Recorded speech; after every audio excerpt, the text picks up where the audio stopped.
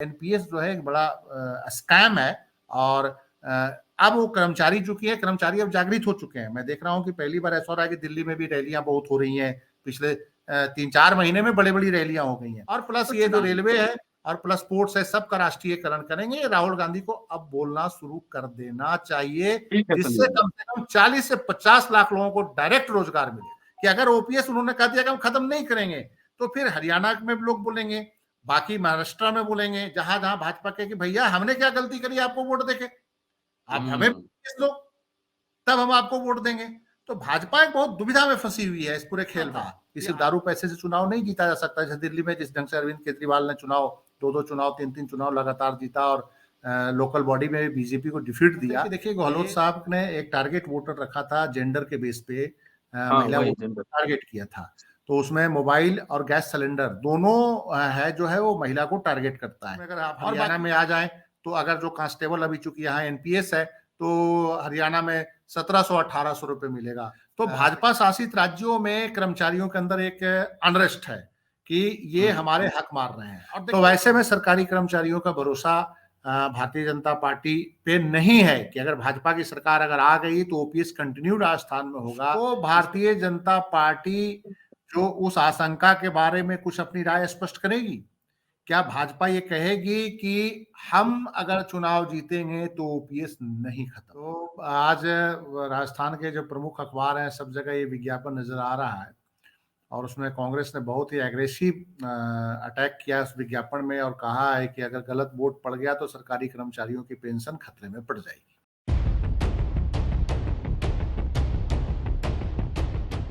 2-3 दिन पहले राजस्थान चुनाव पर हमने एक एपिसोड किया था वरिष्ठ पत्रकार संजीव पांडे और जेपी सिंह साहब के साथ, और संजीव जी ने उस दिन कहा था कि कांग्रेस अपने चुनाव तंत्र में प्रचार करने में पिछड़ रही है। ओपीएस का मुद्दा उन्होंने उठाया था और तमाम जन कल्याण के कार्य उसका प्रचार सही से नहीं हो पा रहा है, ये भी उठाया था। आज बड़े बड़े अखबारों में फ्रंट पेज पर खबर छपी ओपीएस को लेकर कि सही जगह वोट डाले अन्यथा ओपीएस गायब। आज फिर चुनाव पे ही चर्चा कर रहा हूँ। राजस्थान चुनाव विशेष है कि क्या होने वाला है। 2 दिन रह गए हैं चुनाव के, 25 को चुनाव होना है, 2 दिन सिर्फ है, कल प्रचार रुक जाएगा। क्या चल रहा है राजस्थान में? संजीव जी एकदम राजस्थान से सटे हुए बगल में रहते हैं और इनके संपर्क जो है राजस्थान के कई बड़े बड़े पत्रकारों से हैं, एक्टिविस्ट और लीडर से हैं। जरा क्या इन्फॉर्मेशन है ये समझने की कोशिश करते हैं। स्वागत है संजीव जी। नमस्कार सर। जी नमस्कार जी, बताएं। अब 2 दिन रह गया और आज राजस्थान के जो और प्रमुख आपकी बात तो सुनी गई। पता लगता है, हमें पता लगा कि चलिए अम्बेडकरनामा बड़े-बड़े नेता लोग भी सुनते हैं, पूरा फ्रंट पेज पे छाप दिया पूरा। जी। फ्रंट पेज पे आज कांग्रेस ने मतलब अखबारों ने छापा नहीं है, अखबारों ने विज्ञापन के रूप में उसको छापा है। हाँ, वही कहने का मतलब। जी। तो आज राजस्थान के जो प्रमुख अखबार हैं सब जगह ये विज्ञापन नजर आ रहा है और उसमें कांग्रेस ने बहुत ही एग्रेसिव अटैक किया उस विज्ञापन में और कहा है कि अगर गलत वोट पड़ गया तो सरकारी कर्मचारियों की पेंशन खतरे में पड़ जाएगी। तो ये एक बहुत महत्वपूर्ण बात कांग्रेस ने जस्ट इलेक्शन के 2-1 दिन पहले कही है कि अगर आपने कोई भी गलती करी और अगर भारतीय जनता पार्टी को वोट देकर जिताने की कोशिश करी तो हमने जो पिछले 5 सालों में जो समाज कल्याण से संबंधित, सामाजिक सुरक्षा से संबंधित जो भी योजनाएं लागू की हैं वो सारी भारतीय जनता पार्टी खत्म करेगी। जैसे पेंशन के साथ साथ उन्होंने स्वास्थ्य क्षेत्र में 25 लाख रुपए का बीमा है। फिर उसी ढंग से रोजगार गारंटी अर्बन एरिया में भी उन्होंने 125 दिन का दिया है और ऐसे ऐसे कई हैं, मतलब कि 2-4 और छोटे छोटे स्कीम शुरू किए हैं। गैस सिलेंडर तो पहले से ही सस्ता दे रहे थे। तो कुल मिला के आज के जो विज्ञापन के बाद कम से कम भारतीय जनता पार्टी को अब ये 2 दिन चूंकि इलेक्शन में रह गए हैं और राजस्थान में कर्मचारी लाखों कर्मचारी हैं, तो भारतीय जनता पार्टी को अब ये स्टैंड क्लियर करना पड़ेगा। क्योंकि देखिए 2 लाख कर्मचारी अगर हैं तो 5 वोट और मान के चलिए तो 10 लाख हो जाता है। अगर 5 लाख कर्मचारी हैं तो 25 लाख हो जाते हैं, 5 फैमिली वोट भी होते हैं। तो अब भारतीय जनता पार्टी को बताना पड़ेगा कि कांग्रेस ने जो ये संभावना या आशंका जाहिर की रही है इस विज्ञापन के माध्यम से, तो क्या उसको भारतीय जनता पार्टी जो उस आशंका के बारे में कुछ अपनी राय स्पष्ट करेगी? क्या भाजपा ये कहेगी कि हम अगर चुनाव जीतेंगे तो ओपीएस नहीं खत्म होगा? और अगर भाजपा चुप्पी साध लेती है इस विज्ञापन पे, जो आज पूरे 1 पृष्ठ का विज्ञापन है, बड़ा-बड़ा फ्रंट, तो इसका मतलब होगा कि भारतीय जनता पार्टी आने के बाद ओपीएस खत्म करेगी। और चूंकि सरकारी कर्मचारियों को भारतीय जनता पार्टी और ओपीएस को लेकर ओपीएस के स्टैंड पे भाजपा पे इसलिए भरोसा नहीं है कि इसे देश में इंट्रोड्यूस ही भारतीय जनता पार्टी के कार्यकाल में किया गया था। जब अटल बिहारी वाजपेयी देश के प्रधानमंत्री थे तो 1 जनवरी 2004 को इसको इंट्रोड्यूस किया गया था इस देश के अंदर। और बेसिकली भारतीय जनता पार्टी के शुरू से ये दिमाग में था कि सरकारी कर्मचारियों को बहुत ज्यादा हम लोग सैलरी पहले से देते हैं, फिर रिटायरमेंट के बाद भी ये स्टेट के ऊपर बोझ होते हैं और ये काम भी नहीं करते। भारतीय जनता पार्टी के लोग लगातार प्रचारित करते हैं, भारतीय जनता पार्टी लगातार प्राइवेटाइजेशन की समर्थक रही है, सरकारी कंपनियां बंद भी कर रही है। तो वैसे में सरकारी कर्मचारियों का भरोसा भारतीय जनता पार्टी पे नहीं है कि अगर भाजपा की सरकार अगर आ गई तो ओपीएस कंटिन्यू राजस्थान में होगा। इस पे सारे ज्यादातर सरकारी कर्मचारियों को शक है, इसीलिए सरकारी कर्मचारी अलर्ट हैं। हाँ, कांग्रेस जरूर ओपीएस लागू करने के बाद जमीन पे ये बताने में पहले विफल रही थी कि भाजपा जो है अगर आएगी तो इस स्कीम को खत्म कर सकती है और दोबारा वैसे ही आपको एनपीएस पे ले आएगी। तो ये जो आज जो कांग्रेस की तरफ से जो ये विज्ञापन के रूप में जो है आक्रमण किया गया है चुनाव प्रचार के दौरान, वो भाजपा के लिए बड़ा ही मतलब कि आज डैमेजिंग है। डैमेज भाजपा को इससे निश्चित रूप से होगा और कर्मचारी थोड़े अलर्ट होंगे और ये मतलब कि नई स्ट्रेटजी भाजपा को बनानी पड़ेगी, क्योंकि भारतीय जनता पार्टी देखिए छत्तीसगढ़ में भी ओपीएस लागू, हिमाचल में भी आते ही इन्होंने ओपीएस लागू कर दिया था कांग्रेस ने, और राजस्थान में भी लागू कर दिया था। तो पूरे देश में कर्मचारियों के बीच एक हलचल है। जो गैर कांग्रेस शासित राज्य जो हैं, जैसे भारतीय जनता पार्टी शासित जो राज्य हैं, देखिए कामरेडों के राज्य में तो शायद केरल में ओपीएस है और शायद वेस्ट बंगाल में भी ओपीएस है, जहां तक मेरी जानकारी। वहां पे लागू ही नहीं हुआ था एनपीएस, कभी लागू ही नहीं किया एनपीएस लागू नहीं हुआ था। तो भाजपा शासित राज्यों में कर्मचारियों के अंदर एक अनरेस्ट है कि ये हमारे हक मार रहे हैं। और देखिए ओपीएस के खत्म करने के बाद एनपीएस जो है उसमें एक और बड़ा घोटाला है कि आपकी मेहनत की कमाई आपके सहमति के बगैर किस कंपनी में लगाई जा रही है, कैसे लगाई जा रही है, किन की कंपनी है, कंपनी डूब रही है, रिटायरमेंट के बाद जो कर्मचारियों के जो एनपीएस के कुछ पार्ट जो आप शेयर मार्केट में लगा रहे हैं उसका क्या होगा, इसका कुछ नहीं गारंटी है। तो इसलिए कर्मचारियों में इस बात पे भी अनरेस्ट है कि जो हमारे जो नौकरी के दौरान जो पैसे खाए जो काटे जा रहे हैं उसका क्या होगा। तो ये जो कई चीजें जो आ रही है इसके कारण जो है बड़ा मतलब कि ये भारतीय जनता पार्टी के लिए और भारतीय जनता पार्टी के अंदर अब गंभीरता से विचार हो रहा है कि आखिर इसको कैसे काटा जाए। जो कांग्रेस लगातार ओल्ड पेंशन स्कीम को लेकर हमलावर है और इसका उपाय क्या है। तो बीच में भारतीय जनता पार्टी के नेताओं ने एक और बीच में डिस्कशन हुआ, लेवल पे एक डिस्कशन हुआ कि हम एक ग्रांटेड 40% पेंशन की बात करें, लेकिन वो टोटल सैलरी पे नहीं, वो मूल वेतन पे, रिटायरमेंट के टाइम में मूल वेतन पे 40% की सैलरी की बात करें। अब कंपैरिजन हो रहा है, जैसे हिमाचल में एक एस्टिमेटेड एक कांस्टेबल का रिटायर अगर होगा तो हिमाचल में चूंकि अब ओपीएस लागू हो गया है तो एक कांस्टेबल को वहां पे मिलेगा 30 से 35 हजार के बीच पेंशन। और अगर पड़ोस में अगर आप हरियाणा में आ जाएं तो अगर जो कांस्टेबल अभी चूंकि यहाँ एनपीएस है तो हरियाणा में 1700-1800 रुपए मिलेगा पेंशन। तो देखिए वो लोग कंपेयर कर रहे हैं कि कहाँ पेंशन जो 2004 के बाद जो हिमाचल में जो एम्प्लॉइज लगे हैं, एक कांस्टेबल ही जैसे लगा है 2004 के बाद, तो वो जब रिटायर होगा तो उसको 40,000, 35,000, 30,000 का पेंशन मिलेगा। और हरियाणा में जो 2004 के बाद लगे हैं उनको जो पेंशन मिलेगा वो 2,000 मिलेगा, 2,500 मिलेगा। तो ये सब कंपेरिजन जो हो रहा है इससे भारतीय जनता पार्टी को चुनावी माहौल में बहुत परेशानी का सामना करना पड़ेगा, मेरा ये मानना है। पिछले एपिसोड में संजीव जी आपने पूरा सोशल इक्वेशन बताया था कि किस लोकेलिटी में किस कास्ट का बाहुल्य है, उसका क्या इन्फ्लुएंस है।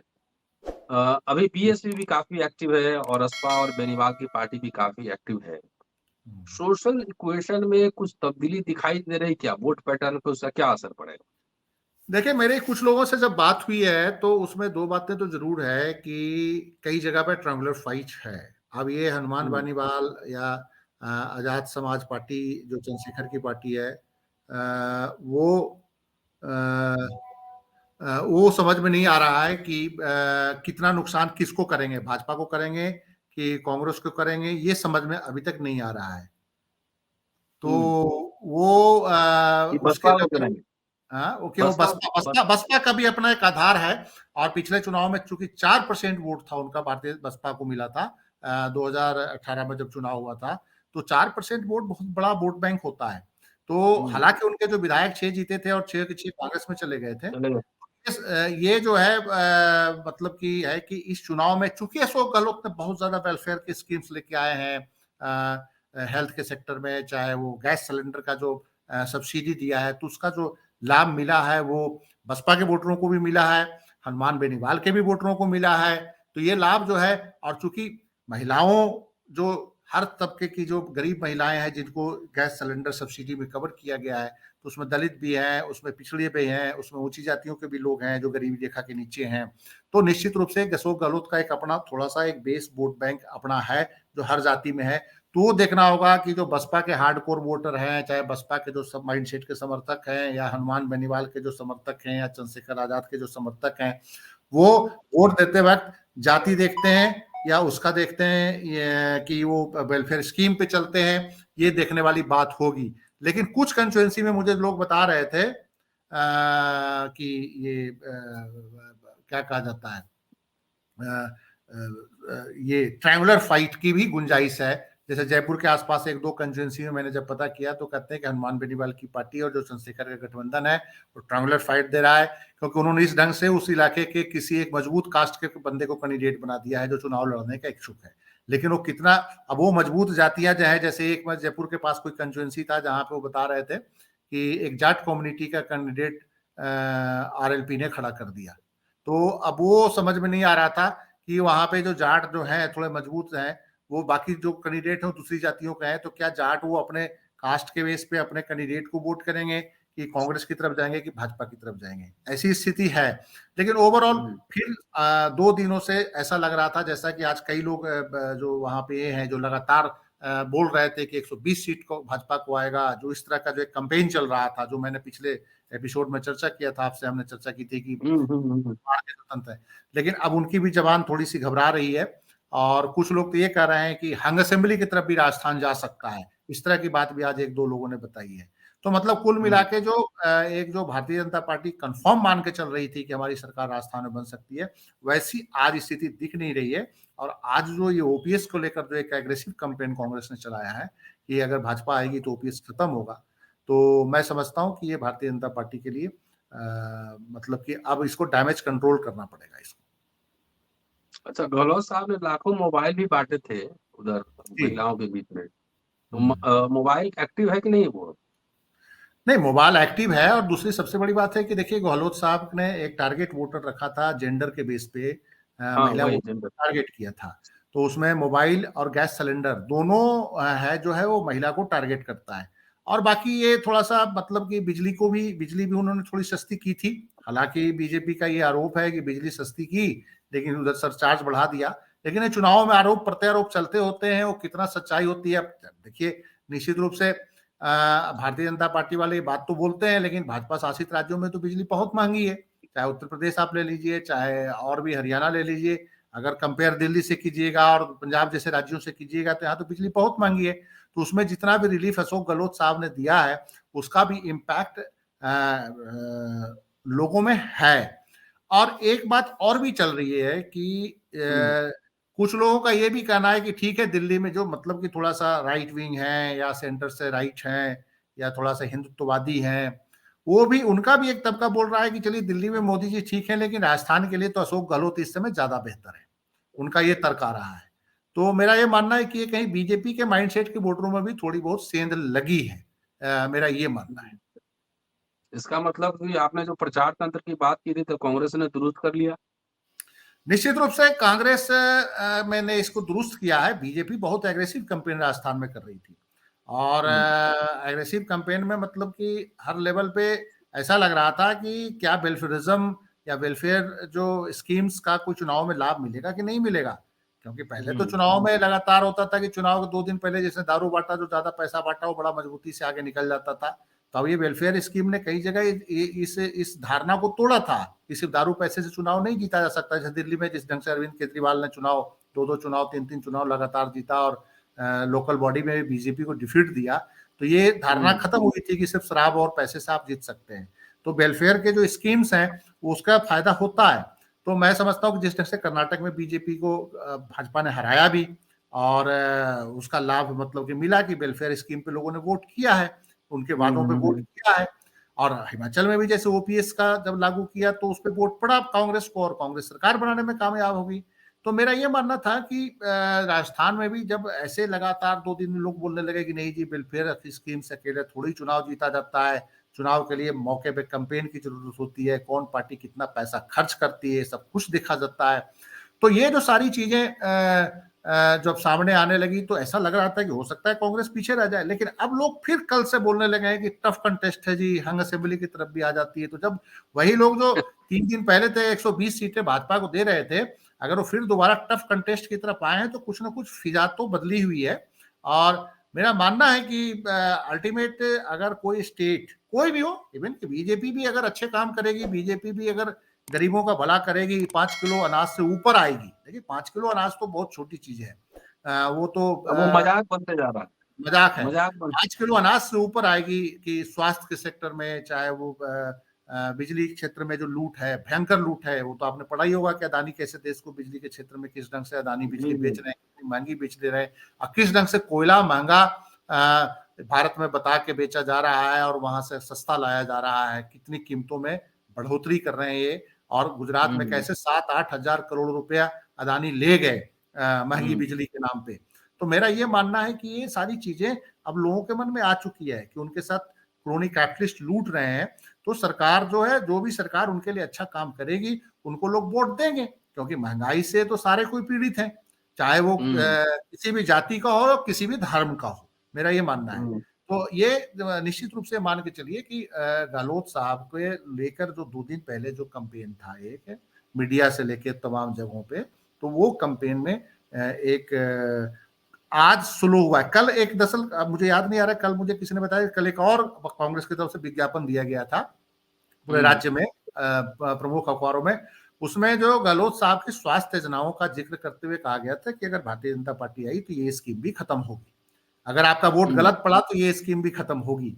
तो मैं समझता हूँ कल उन्होंने हेल्थ को लेकर दिया था, आज ओपीएस को लेकर दिया है, कल हो सकता है और कुछ एक आध दें, अभी एक आध दिन बचा हुआ है। तो इस कारण से लोगों जो जो थोड़ा बहुत मौके पे भूल भी जाते हैं या लोगों को लगता है राष्ट्रवाद हो गया, चलिए सो गहलोत साहब ने तो दे ही दिया, लेकिन उनके जेहन से निकल गया कि अगर दूसरे आएंगे तो ये खत्म हो सकता है। वो तो लगते हैं कि चलिए एक बार मिल गया तो जारी ही रहेगा, तो चलिए भाजपा को वोट दे दीजिए, गहलोत साहब ने लागू कर दिया। लेकिन उनको ये नहीं पता कि हो सकता है भाजपा है तो ये स्कीमें खत्म भी हो। तो वो जो है उनको याद गहलोत साहब ने जो आज विज्ञापन के जरिए कांग्रेस ने दिलाया है, तो वो अलर्ट हो जाएंगे ऐसे वोटर। तो ऐसे वोटर अगर 5-7 लाख 8 लाख भी लाभार्थी अगर अलर्ट हो जाए अलग अलग स्कीमों के, चाहे ओपीएस के हो, चाहे वो गैस सिलेंडर वाले लाभार्थी हो, चाहे स्वास्थ्य सेवाओं में जिनको फायदा मिल रहा है उसके लाभार्थी हो, तो मैं समझता हूं कि इससे 5-7 लाख 8 लाख 10 लाख वोटों का फर्क पड़ जाता है, मेरा ये मानना है। तो इससे भारतीय जनता पार्टी को आज अपना स्टैंड आज या कल में क्लियर करना होगा। जैसे मध्य प्रदेश में कह रहे थे, कांग्रेस जब घोषणा करती थी तो अगले दिन में एमपी में भाजपा वाले भी बढ़ा के बोलते थे कि हाँ हम ये करेंगे। तो अब मैं कहता अब तो ये होना चाहिए कि भारतीय जनता पार्टी को बोल ही देना चाहिए कि हम आएंगे तो ओपीएस खत्म नहीं करेंगे। लेकिन भाजपा के सामने एक और कि अगर ओपीएस उन्होंने कह दिया कि हम खत्म नहीं करेंगे, तो फिर हरियाणा में लोग बोलेंगे, बाकी महाराष्ट्र में बोलेंगे, जहां जहां भाजपा के कि भैया हमने क्या गलती करी आपको वोट देके, आप हमें दो तब हम आपको वोट देंगे। तो भाजपा एक बहुत दुविधा में फंसी हुई है इस पूरे खेल में कि आखिर इसे निकला कैसे जाए। और चूंकि इसमें भाजपा के ऊपर कॉर्पोरेट सेक्टर का बहुत प्रेशर है ओपीएस को लेकर। उसका कारण ये है कि जो कर्मचारियों के इनकम का कुछ हिस्सा जो है वो शेयर मार्केट में जा रहा है और वो कर्मचारियों की मर्जी उसमें नहीं है, और उसमें सरकार भी अपना कुछ पैसा डाल के वो शेयर मार्केट में डाल देती है। तो मदद किसको हो रहा है? मदद तो क्रोनी कैपिटलिस्टों को हो रहा है। उनके और कैसी कैसी कंपनियों में कई जगह तो घोटाले पर पता चला है कि घटिया घटिया कंपनियों में कर्मचारियों के पैसे लग गए और वो पैसा ही डूब गया। और वो पता चला कि जो किसी कर्मचारी का 5 लाख शेयर मार्केट में इन्होंने एनपीएस के थ्रू लगा दिया, वो जब रिटायर हो रहा है तो उसको 2 लाख मिलेगा, 1.5 लाख मिलेगा, क्योंकि वो शेयर कंपनी डूब गई। उत्तर प्रदेश में ऐसी या किसी एक राज्य में, मुझे एग्जैक्ट नहीं याद आ रहा है, 2-3 राज्यों में इस तरह की शिकायतें आई थी कि किस इन्वेस्टमेंट किया जा रहा है। तो ओपीएस एनपीएस जो है इनफैक्ट जो न्यू पेंशन स्कीम है, जिसमें शेयर मार्केट में पैसा कर्मचारियों के हिस्से का और सरकार के कुछ हिस्से का लगाया जाता है, वो भी एक बहुत बड़ा घोटाला है इनफैक्ट, कि किस तरह की कंपनी है, कौन से कंपनियों में लगाया जा रहा है और कंपनी का स्टैंडर्ड क्या है, ये सारे कुछ मतलब कि उसमें भी होता है कि कोई बहुत सरकार के नजदीकी कोई कंपनी है तो उसकी कंपनी में पैसे लग गए और वो पता चला कंपनी डूब गई, लोग पैसे लेके भाग गए, तो बाद में कर्मचारी किससे मांगेंगे अपना पैसा? तो ये मतलब जी सीधा है एनपीएस का मतलब सीधा है पैसा आपका, लेकिन हक किसी और का, आपका हक किसी अधिकार और, नहीं। हक देश के बड़े बड़े पूंजीपतियों का एक बड़ा हिस्सा यही जो है है ना बेसिक बात। आप। हाँ, तो मतलब कि अब ये है कि ये इस मामले पे कांग्रेस ने अपनी गलतियां सुधारी है। देखिए, मैं मानता हूं कि जो एनपीएस और ओपीएस का जो मसला है, इन भारतीय जनता पार्टी इसमें अकेली दोषी नहीं है। न्यू लिबरल पॉलिसी के बाद कांग्रेस की सरकारों ने भी इस पे बड़ा विचार विमर्श किया और देश में एक बहुत बड़े ब्यूरोक्रेटिक जो ढांचा था, जो प्रो कॉर्पोरेट ढांचा था, और जिनको कॉर्पोरेट से बड़े बेनिफिट्स मिले हैं, जिनके बच्चे यूरोप में रहे हैं, पढ़ रहे हैं, जिनके बच्चे अमेरिका में पढ़ रहे हैं, ब्यूरोक्रेट्स, वो इस तरह की पॉलिसी बनाने में आगे थे, क्योंकि कॉर्पोरेट नहीं चाहता था कि ये ओल्ड पेंशन स्कीम रहे। तो वो लगातार बार बार ये एक माहौल बनाते थे कि जी ये तो बहुत बड़ा स्टेट के खजाने पे भार होता है, और ये जो है कर्मचारी जो है रिटायरमेंट के बाद भी 2-2 लाख, 1.5 लाख, कोई 50,000, कोई 70,000, कोई सैलरी लेता है, पेंशन मिलता है इसको। लेकिन वो ये नहीं बताता कि कर्मचारी रिटायरमेंट के बाद जिंदा कितना दिन लगता है, उसका आकलन आज तक नहीं हुआ। ये तो बहुत अच्छे से बताते हैं कि 60 साल की उम्र में, 58 साल की उम्र में कोई अगर कर्मचारी रिटायर हो गया तो उसको 1 लाख पेंशन मिल रहा है, तो कोई 1.5 लाख पेंशन मिल रहा है, तो किसी को 25,000 मिल रहा है, कोई डी ग्रुप का है, कोई सी ग्रुप का है तो उसको 40,000 मिल रहा है, कोई ए ग्रुप है तो उसको 1.5 लाख मिल रहा है, यही मिलता है। लेकिन अगर उसका एवरेज एज क्या होता है आफ्टर रिटायरमेंट इस मुल्क के अंदर, हम तो खुद ही मानते हैं कि 70-72 इंडिया में एवरेज एज है, तो कर्मचारियों का भी लगभग यही एज रहता है। 10-15% कर्मचारी होते हैं जो 75 क्रॉस करते हैं, मेरा ये मानना है। और उसके बाद जिस ढंग के जो मतलब कि आपका रेवेन्यू है और कई गलत जगह पे आपके जो खर्चे हैं, अगर उसको रोक लें तो ये कर्मचारियों को ओपीएस कोई बहुत बड़ा मुश्किल काम नहीं है। तो ये जो है, ये भी एक तरह से देखा जाए तो एनपीएस जो है एक बड़ा स्कैम है। और अब वो कर्मचारी चुकी है, कर्मचारी अब जागृत हो चुके हैं। मैं देख रहा हूँ कि पहली बार ऐसा हो रहा है कि दिल्ली में भी रैलियां बहुत हो रही हैं, पिछले 3-4 महीने में बड़ी बड़ी रैलियां हो गई हैं। तो चुनावी मुद्दा तो अभी बन चुका है, और चुनाव में भारतीय जनता पार्टी को पार्लियामेंट चुनाव से पहले इस पे क्लियर अपना स्टैंड करना होगा कि ओल्ड पेंशन को लेकर क्या है। थोड़ा सा एक और चीज है कि कांग्रेसी थोड़ा देर से सोचते हैं। अब जैसे राहुल गांधी अब ओपीएस को लेकर स्टैंड ले रहे हैं, चाहे सामाजिक न्याय को लेकर स्टैंड ले रहे हैं, कास्ट सेंसस की बात कर रहे हैं, तो डेफिनेटली जो रीजनल पार्टियों के पीछ पे कांग्रेस वाले जो है खेलना शुरू कर दिए हैं, और कांग्रेस वालों को लग रहा है कि रीजनल पार्टियों ने जो उनका हिस्सा मारा है, तो उनको लग रहा है कि अगर हम इस पीच पे खेलेंगे, सोशल जस्टिस के पीच पे खोलेंगे, कास्ट सेंसस के पीच पे खेलेंगे, तो हमको रीजनल पार्टियों ने जो नुकसान किया है उसका भरपाई हो जाएगा। तो कांग्रेसी इस पिच पे तो आ गए हैं और इस पिच की बात कर रहे हैं, वेलफेयरिज्म की, सोशलिज्म की, जो 1990 के बाद इनके पार्टी के एजेंडे से खत्म हो चुका था। और वो नरसिंह राव से लेके, मनमोहन सिंह से लेके और तमाम जो इनके राजनीतिक दल के नेता थे, राहुल गांधी को अब थोड़ी बहुत समझ में आई होगी, लगता है घूमने घामने के बाद, या कुछ इनके सलाहकारों ने सलाह दी होगी। हालांकि 2004 से लेकर 2013 के बीच भी, 5 से लेकर 13 के बीच भी इन्होंने कुछ वेलफेयर की स्कीम लाए थे, लेकिन जो कारपोरेट का जो कंट्रोल था वो कांग्रेसी कम नहीं कर पाए थे।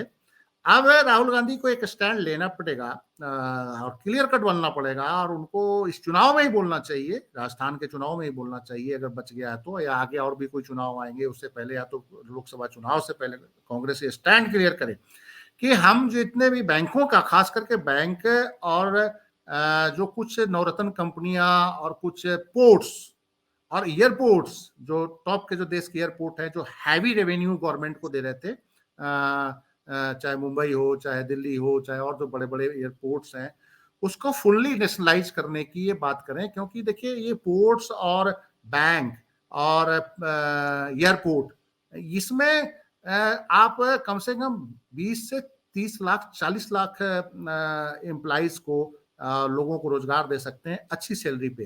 देखिए प्राइवेट सेक्टर तो एक बंदे से 4 बंदे का काम चाहता है, सैलरी उस हिसाब से देता नहीं है। जैसे नारायण मूर्ति साहब कह रहे हैं 17 घंटा काम करूं, तो 17 घंटा आदमी काम तो कर लेगा, लेकिन उसके बदले में आप वेजेस क्या दे रहे हैं? ऑलरेडी एक मजदूर जो है 12 घंटे काम कर रहा है भारत की फैक्ट्रियों में, लेकिन आप उसको सैलरी कितना देते हैं? सैलरी वही 9,000, 10,000, 11,000 रुपया मिलता है, घर से दूर रहता है और बहुत ही बुरी हालात में स्लम्स में रहता है, वो अर्बन स्लम्स में, स्लम से निकलता है रात में सो के और सुबह जाकर फैक्ट्री के जो पॉल्यूशन में काम करता है। उसके बदले आप कुछ नहीं, एवरेज एज उसका 40 से 50 साल रह जाता है। नारायण मूर्ति साहब ने ये नहीं देखा कि एक मजदूर जो 10 साल 15 साल एक मेट्रोपॉलिटन में रह जाता है, बॉम्बे हो, चाहे अहमदाबाद हो, चाहे दिल्ली हो, चाहे बेंगलोर हो, चाहे देश के किसी भी हिस्से में रह रहा हो, उसकी एवरेज एज 50-55 जाते हैं तो बीमार पड़ जाता है और उसका हालत खराब हो जाती है, इलाज कराने के लिए भी पैसे नहीं होते हैं। तो इस चीज पे तो कोई बोलता नहीं है। तो ये पब्लिक सेक्टर को लेकर कांग्रेस को दोबारा स्टैंड क्लियर करना होगा कि जितने भी प्राइवेटाइज हुए हैं, जैसे उन्होंने कहा कि हम ओपीएस लागू करेंगे, अटल बिहारी वाजपेयी ने एनपीएस को खत्म किया इस देश के अंदर, ओपीएस को खत्म करके एनपीएस को लागू किया, तो कांग्रेस को स्टैंड करना पड़, जब अब आज कांग्रेस कर रही है कि हम ओपीएस देंगे और जो अटल बिहारी वाजपेयी के इस फैसले को हम उलट देंगे, आज कांग्रेस ये कह रही है। मेरा ये मानना है कि कांग्रेस को ये कहना चाहिए कि जो प्राइवेटाइजेशन जो पोर्ट्स का हुआ है और बैंकों का हुआ है, ये 3 सेक्टर ऐसे हैं, और जिस ढंग से रेलवे को प्राइवेटाइज करने की कोशिश हो रही है, रेलवे को बहुत ही प्राइवेटाइज हो रहा है, पटरियां जो है दे दी गई है प्राइवेट सेक्टर को, उन पे प्राइवेट सेक्टर अपनी बोगियां चला रहे हैं, और ये जो तमाम बड़े सिस्टमेटिक प्राइवेटाइजेशन हुआ, जैसे कई जगह देख रहे हैं कि हिंदुस्तान पेट्रोलियम के पंप पे अदानी को गैस का बेचने की अनुमति दे दी गई है। मैंने 1-2 जगह रास्ते में अभी कहीं जा रहा था तो देखा कि वहां पे अदानी के gas power HPSC Hindustan petroleum की जगह है, पेट्रोल पंप वहां हिंदुस्तान पेट्रोलियम का है, लेकिन वहां पे अदानी को 2 से 3 गैस वो स्टेशन लगा, 2 से 3 वो लगाने की अनुमति दी है, गैस का रिफिल गैस रिफिल का। तो ये जो गवर्नमेंट सेक्टर के जो प्रॉपर्टियों में जिस ढंग से पीछे से आगे से हर दरवाजे से जो घुसपैठ हो रही है, इसको रोकने के लिए राहुल गांधी को बोलना पड़ेगा कि हम नेशनलाइजेशन की तरफ जाएंगे, बैंक जितने भी बेचे गए हैं या जितने भी मर्जर हुए हैं उसको नए सिरे से उनको शुरू किया जाएगा, और नए सिरे से बैंकों को शुरू किया जा सकता है। बैंकों के तो 35 लाख करोड़ रुपए तो लूट के लोग 30 लाख करोड़ रुपए तो लेके भाग गए हैं इस देश के अंदर, और प्लस ये जो रेलवे है और प्लस पोर्ट्स है, सबका राष्ट्रीयकरण करेंगे। राहुल गांधी को अब बोलना शुरू कर देना चाहिए, जिससे कम से कम 40 से 50 लाख लोगों को डायरेक्ट रोजगार मिलेगा। जी, चलिए कल आखिरी दिन है चुनाव का, कल शाम में हम लोग मिलेंगे एक बार राजस्थान पर और चर्चा कर रहे हैं कि आखिर राजस्थान में कौन मारेगा बाजी। आप देख रहे थे अम्बेडकर नामा, शुक्रिया आप सभी का, शुक्रिया संदीप, थैंक यू। नमस्कार।